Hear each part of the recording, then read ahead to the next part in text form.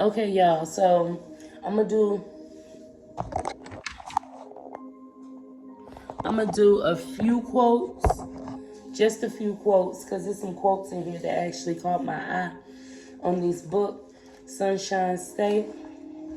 Just there's a lot of quotes that, honestly, child, that caught my eye, because some highlights in this mug. You hear me? Some quotes in here that caught my eye. Sunshine State, BMack.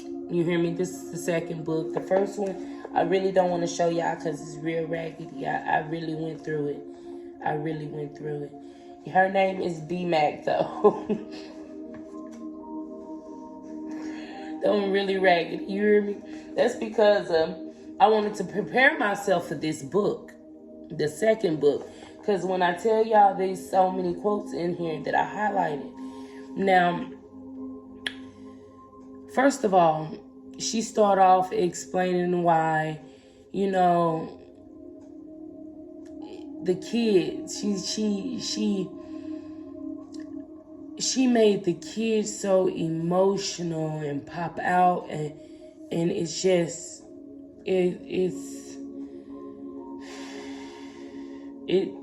it's poetic. It's poetic. It really is. It definitely is. And so I like to start off by saying you can tell that she took her time on this and actually like put her heart and poured her heart into these books, because one, the characters, the emotions from the characters, the romance, the mystery, it's, oh my gosh, it's just, in so many twists and turns that keeps you on the edge of your seat, you hear me? And when I tell you I had to, y'all see how this motherfucking book is. I had to go through, I reread this one. I sure did. I reread that one to prepare myself for the second book. I sure did. Because it was good. It was that good. If I reread a book, it had to been good. Had to been good. And so then I decided, said, okay, all right. When I finally finished the first one, I dived on into the second one. And normally, when I sit and try to get into a book, I did the first one. I read the back of it, and then I read the front of it. You feel me? Because one, I don't like no surprises. I do, but I don't at the same time. You feel me? Two, I want to know if this book actually gonna capture me. Three, ain't no three. I don't know why I just said three. Yeah. Yeah, so let me go ahead and tell y'all what I love about these books. One, it talks about the shit that goes on in school that'll knock your motherfucking socks off of a parent. You hear me? Because it happens every day. And people want to hear about it, Betty. You hear me? Whether it's the motherfucking secretary, the fucking counselor, the fucking coach, the teachers, you can name so many motherfuckers that be involved in that type of tomfoolery with young kids. It's crazy. Okay, so so we finna dive into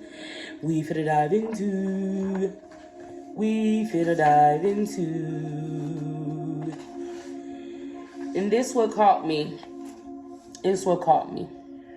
The back of it.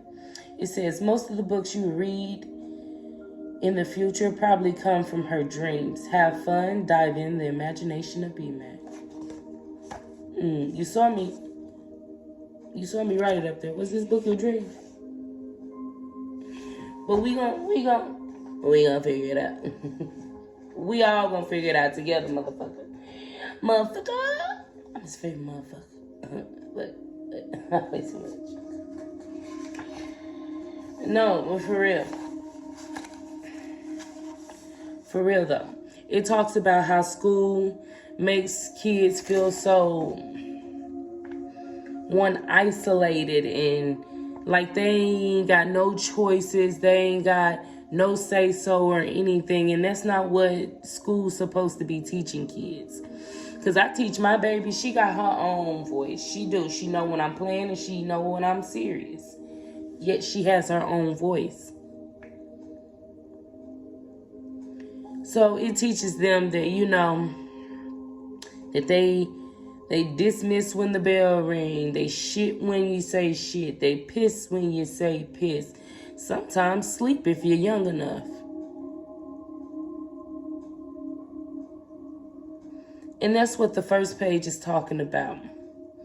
And it goes on to talking about ISS, ISS is like the whole, Only difference is, she said, is the probability of being shanked. Tell you what. And honestly, that ain't even a difference nowadays because so many shootings and shit going on. It's crazy. It's really crazy. It's like, how can you be like, I'm scared to send my child to school. Hell, you got teachers slapping on kids and whatnot. Like, for real. I don't even see that as a divider. I mean, at the time when she wrote this, she was 27. It wasn't much going on like that back then. But that shit didn't increase and got crazy. Motherfuckers do some crazy things nowadays. You feel me? They be out here shooting up theaters. Like, is it safe for our kids? Hell, is it safe for our kids to go to school?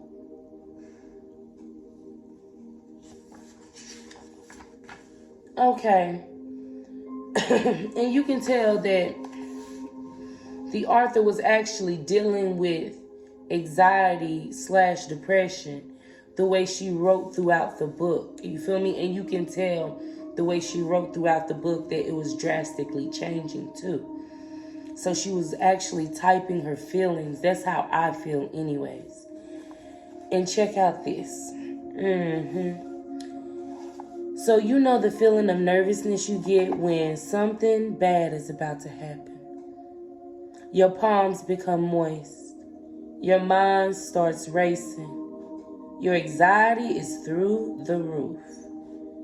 So many scenarios of ways shit could go wrong or on constant replay, all in a matter of seconds.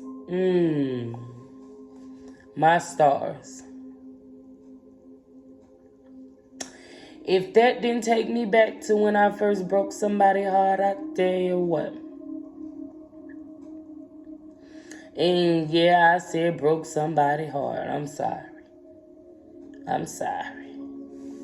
Yeah, it's the truth. Because I broke their heart and it broke my heart at the same time. Because my anxiety was just... I was hyperventilating and I was like, it was just everything just on my chest. Everything. I was like, oh my God, oh my God, I can't breathe. Like, for real, that's how bad anxiety can get, y'all. If you ever dealt with anxiety, if you feel like, I ain't even gonna preach to you on that. I need to get some more water because I'm preaching. So yeah, And then it goes in to say, you know, the kids ain't even actually learning for real in school. Yeah, you teaching them math, you teaching them algebra, geometry, reading and writing, but are you actually teaching them history? There's so much information, quote unquote. There's so much information left out of textbooks that if you sit and think about it long enough,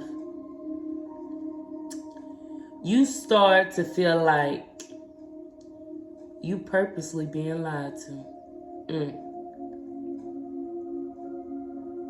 Because she ain't lying. Because let's talk about it. They don't talk about Black Wall Street. They barely talk about Malcolm X. And he was the one. He was the one. You hear me? Yeah, they talk about how Rosa Parks didn't want to move up off that seat. But did she really do anything?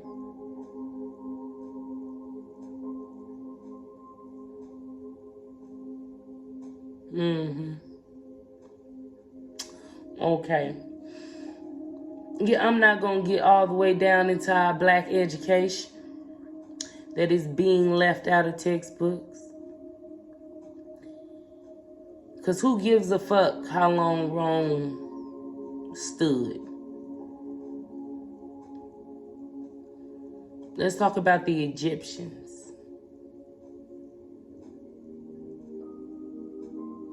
Teaching us a lot, and I mean a lot, about white history.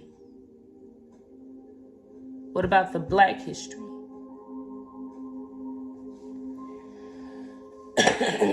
I digress. And you know, and another thing that I love about this book is how Blue greeted his mother. Good morning, Queen Mother. That is just, oh. And that's why I love Blue. It's one of the reasons why I love Blue. He is so sweet and down to earth, understanding, and not overbearing. It's like Blue's the perfect man. It's like Blue the perfect man, you hear me? How she painted Blue. Yeah, Blue felt like, and I'm finna give y'all a little twist. Blue thought, I ain't introduced y'all to Jacina. I'm gonna pause on that little twist, alright? So, Jacina, my girl. She is so goal-oriented, headstrong. Can't nobody tell her a damn thing. You hear me? And I love it.